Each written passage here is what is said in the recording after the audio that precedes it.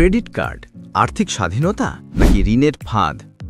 বর্তমান আধুনিক বিশ্বের ফাইন্যান্সিয়াল ইকোসিস্টেমে প্লাস্টিক মানি বা ক্রেডিট কার্ড একটি অপরিহার্য অংশ হয়ে দাঁড়িয়েছে। আপনি যদি ভালো কোনো চাকরি করেন বা ব্যবসায় সফল হন, তবে নিশ্চয়ই খেয়াল করেছেন ব্যাংক থেকে প্রতিনিয়ত আপনাকে কল করা হচ্ছে একটি ক্রেডিট কার্ড নেওয়ার জন্য। পকেটে টাকা না থাকলেও শপিং করা, ইমার্জেন্সি পেমেন্ট কিংবা বিদেশে ভ্রমণ সব কিছুই যেন এক নিমেষে সহজ করে দেয় এই ছোট্ট প্লাস্টিকের কার্ডটি। কিন্তু মুদ্রার উল্টো পিঠও আছে। অনেকেই এই কার্ড ব্যবহার করতে গিয়ে নিজের অজান্তেই ঋণের এমন এক গভীর ফাঁদে পা দেন যেখান থেকে বের হওয়া প্রায় অসম্ভব হয়ে পড়ে।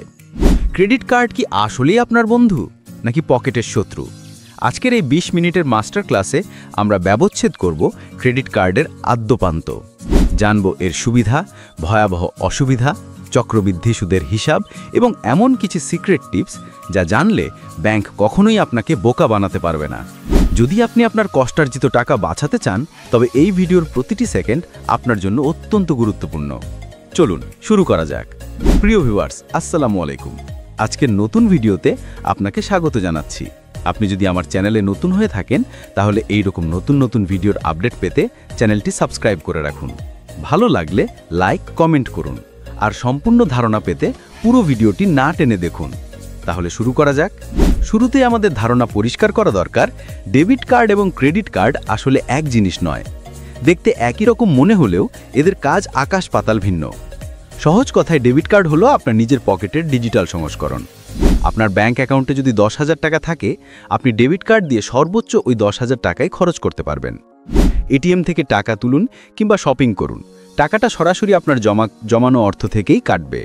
অর্থাৎ টাকা না থাকলে খরচ করার কোনো সুযোগ নেই। অন্যদিকে ক্রেডিট কার্ড হলো ব্যাংকের টাকা দিয়ে খরচ করা। এটি মূলত একটি আনসিকিউরড লোন বা জামানতবিহীন ঋণ।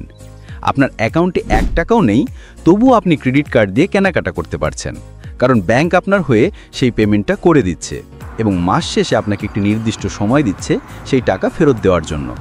অর্থাৎ ক্রেডিট কার্ড ব্যবহার করা মানেই হলো আপনি সাময়িকভাবে ঋণ নিচ্ছেন। ব্যাংকগুলো স্লোগান দেয়, আগে খরচ করুন, পরে পরিশোধ করুন। শুনতে আরামদায়ক মনে হলেও এখানেই লুকিয়ে আছে মনস্তাত্ত্বিক খেলা।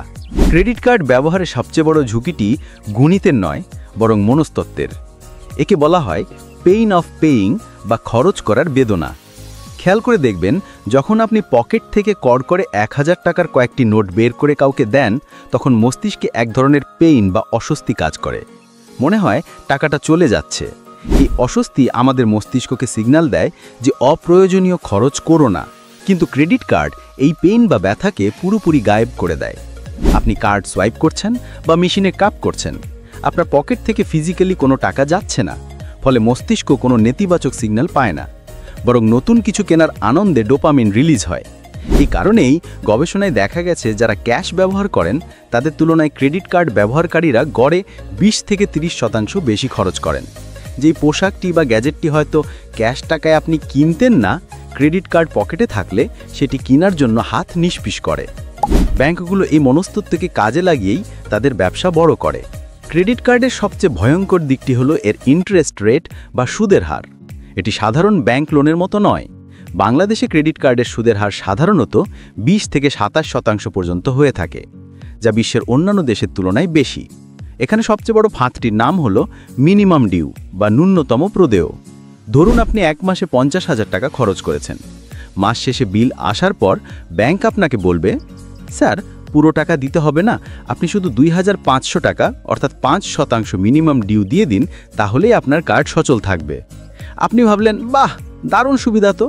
কিন্তু আপনি যদি এই ফাঁদে পা দেন, তবে আপনার অবশিষ্ট ৪৭,৫০০ টাকার উপর ব্যাংক প্রতিদিন হিসেবে সুদ বসাবে এবং এই সুদ চক্রবৃদ্ধি হারে বাড়তে থাকে। আপনি যদি শুধু মিনিমাম ডিউ দিয়ে যান, তবে ওই ৫০,০০০ টাকা ঋণ শোধ করতে আপনার কয়েক বছর লেগে যেতে পারে এবং আসল টাকার দ্বিগুণ বা ৩ গুণ টাকা ব্যাংকে সুদ হিসেবে দিতে হবে। মনে রাখবেন, ক্রেডিট কার্ডের ঋণের মতো ব্যয়বহুল ঋণ পৃথিবীতে আর দ্বিতীয় নেই। ব্যাংক এই সুদ থেকেই তাদের মূল লাভ করে। ক্রেডিট কার্ড ব্যবহারের ক্ষেত্রে একটি ভুল কখনোই করবেন না, তা হলো এটি এটিএম বুথ থেকে টাকা তোলা। একে বলা হয় ক্যাশ অ্যাডভান্স। মনে রাখবেন, ক্রেডিট কার্ড দিয়ে শপিং করলে আপনি ৪৫ দিন পর্যন্ত সুদবিহীন সময় পান, কিন্তু এটিএম থেকে টাকা তোলার মুহূর্ত থেকেই হ্যাঁ, ঠিক সেই মুহূর্ত থেকেই উচ্চ হারে সুদ গণনা শুরু হয়। এর সাথে যুক্ত হয় চড়া উইথড্রয়াল ফি। ধরুন আপনি ক্রেডিট কার্ড দিয়ে 10,000 টাকা তুললেন, মাস শেষে দেখবেন এর জন্য আপনাকে অতিরিক্ত 500 থেকে 1000 টাকা চার্জ এবং সুদ গুনতে হচ্ছে। তাই যতই বিপদ আসুক, ক্রেডিট কার্ডকে ডেবিট কার্ড মনে করে এটিএম বুথে ব্যবহার করবেন না। এটি আপনার আর্থিক স্বাস্থ্যের জন্য আত্মঘাতী সিদ্ধান্ত। এতক্ষণ তো নেতিবাচক দিকগুলো শুনলেন, তার মানে কি ক্রেডিট কার্ড শুধুই খারাপ? একদমই নয়। আপনি যদি বুদ্ধিমান ব্যবহারকারী হন, তবে ক্রেডিট কার্ড হতে পারে আপনার সবচেয়ে বড় ফাইন্যান্সিয়াল টুল। চলুন এর সুবিধাগুলো দেখে নেওয়া যাক। 1. Interest free period. আপনি যদি সঠিক সময়ে বিল পরিশোধ করেন, তবে ব্যাংকের টাকা ব্যবহার করার জন্য আপনি সর্বোচ্চ 45 দিন পর্যন্ত সময় পাবেন কোনো সুদ ছাড়াই। অর্থাৎ 45 দিনের জন্য আপনি বিনা সুদে লোন পাচ্ছেন। 2. ইএমআই সুবিধা। ধরুন আপনার ল্যাপটপ নষ্ট হয়ে গেছে এবং নতুন ল্যাপটপ কেনার মতো পুরো টাকা এই মুহূর্তে নেই। ক্রেডিট কার্ডের মাধ্যমে আপনি সেই ল্যাপটপটি কিনে 3, 6 বা 12 মাসের কিস্তিতে বা ইএমআইতে মূল্য পরিশোধ করতে পারবেন। অনেক ক্ষেত্রে 0% ইন্টারেস্টে এই সুবিধা পাওয়া যায়, তবে খেয়াল রাখবেন প্রসেসিং ফি আছে কিনা। 3. ডিসকাউন্ট ও অফার। ঈদ, পূজা বা বিভিন্ন উৎসবে ক্রেডিট কার্ডে প্রচুর ডিসকাউন্ট থাকে। রেস্টুরেন্টে খাওয়া, বিমানের টিকিট কাটা বা হোটেল বুকিংয়ে প্রায়শই বাই ওয়ান গেট ওয়ান বা ক্যাশব্যাক অফার থাকে। 4. এয়ারপোর্ট লাউঞ্জে। প্রিমিয়াম ক্রেডিট কার্ড থাকলে আপনি বিমানবন্দরে ফ্রিতে লাউঞ্জ ব্যবহার করতে পারেন, যেখানে বিনামূল্যে খাবার ও বিশ্রামের ব্যবস্থা থাকে। 5. ক্রেডিট স্কোর তৈরি। ভবিষ্যতে যদি আপনি বাড়ি বা গাড়ির জন্য বড় লোন নিতে চান, তবে ব্যাংক আপনার সিআইবি রিপোর্ট বা ক্রেডিট স্কোর চেক করবে। ক্রেডিট কার্ডের বিল নিয়মিত পরিশোধ করলে আপনার একটি শক্তিশালী ক্রেডিট প্রোফাইল তৈরি হয়, যা ভবিষ্যতে সহজে লোন পেতে সাহায্য করে। ক্রেডিট কার্ড নেওয়ার আগে এর হিডেন চার্জ বা লুকানো খরচগুলো সম্পর্কে অবশ্যই জানতে হবে। ব্যাংকগুলো অনেক সময় মুখে বলে ফ্রি, কিন্তু স্টেটমেন্টে গিয়ে দেখবেন ভিন্ন চিত্র। 1. বার্ষিক ফি বা অ্যানুয়াল ফি। প্রতি বছর কার্ড ব্যবহারের জন্য একটি ফি দিতে হয়, তবে বছরের নির্দিষ্ট সংখ্যক ট্রানজ্যাকশন করলে অনেক ব্যাংক এই ফি মওকুফ করে দেয়, সেটা আগেই জেনে নিন। 2. লেট পেমেন্ট ফি।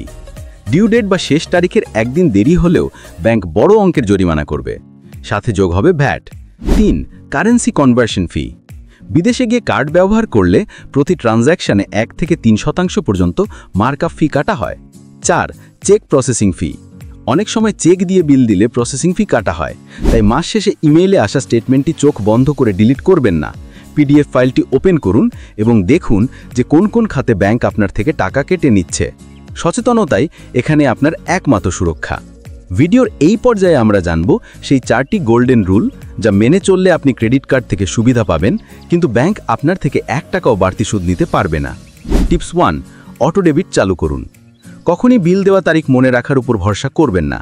আপনার ব্যাংক অ্যাকাউন্টের সাথে ক্রেডিট কার্ডের অটো ডেবিট অপশন চালু করুন এবং অবশ্যই ফর্ম পূরণ করার সময় ফুল অ্যামাউন্ট বা পুরো টাকা পরিশোধের অপশনে টিক দিন। কখনই মিনিমাম ডিউ অপশন সিলেক্ট করবেন না। টিপস 2. 24 ঘন্টার রুল। ক্রেডিট কার্ড দিয়ে বড় কিছু কেনার আগে অন্তত 24 ঘন্টা অপেক্ষা করুন। নিজেকে প্রশ্ন করুন, আমার কাছে যদি ক্যাশ টাকা থাকতো আমি কেটা কিনতাম? যদি উত্তর না হয়, তবে কার্ড দিয়েও কিনবেন না।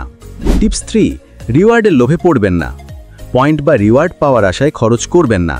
মনে রাখবেন, 1000 টাকা খরচ করে আপনি যে রিওয়ার্ড পাবেন, তার মূল্য হয়তো মাত্র 10 বা 20 টাকা। 20 টাকার জন্য 1000 টাকা খরচ করা বোকামি। টিপস 4. নিরাপত্তার ব্যাপারে আপোষহীন। আপনার কার্ডের পিন, ওটিপি বা কার্ডের পেছনের 3 সংখ্যার সিভিভি কোড কখনোই কোনো অবস্থাতেই কারো সাথে শেয়ার করবেন না। ব্যাংক কখনোই ফোন করে এই তথ্যগুলো জানতে চায় না। অনলাইনে কেনাকাটার সময় ওয়েবসাইটটি নিরাপদ কিনা তা যাচাই করে নিন। পরিশেষে বলা যায়, ক্রেডিট কার্ড আগুনের মতো। এটি দিয়ে যেমন আপনি রান্না করে জীবন বাঁচাতে পারেন, তেমনি অসতর্ক হলে এটি আপনার ঘর জ্বালিয়ে দিতে পারে। আপনার যদি আর্থিক ডিসিপ্লিন বা আত্মনিয়ন্ত্রণ থাকে, তবে ক্রেডিট কার্ড আপনার জন্য আশীর্বাদ। আর আপনি যদি আবেগের বশে খরচ করেন, তবে এটি আপনার জন্য অভিশাপ। সিদ্ধান্ত আপনার। প্লাস্টিকের এই কার্ডটিকে আপনি আপনার প্রভু বানাবেন, নাকি একে নিজের ভৃত্য হিসেবে খাটিয়ে সুবিধা আদায় করবেন, তা নির্ভর করছে আপনার ব্যবহারের উপর। আশা করি আজকের এই ভিডিওটি আপনার ফাইন্যান্সিয়াল লাইফকে আরও গোছালো করতে সাহায্য করবে।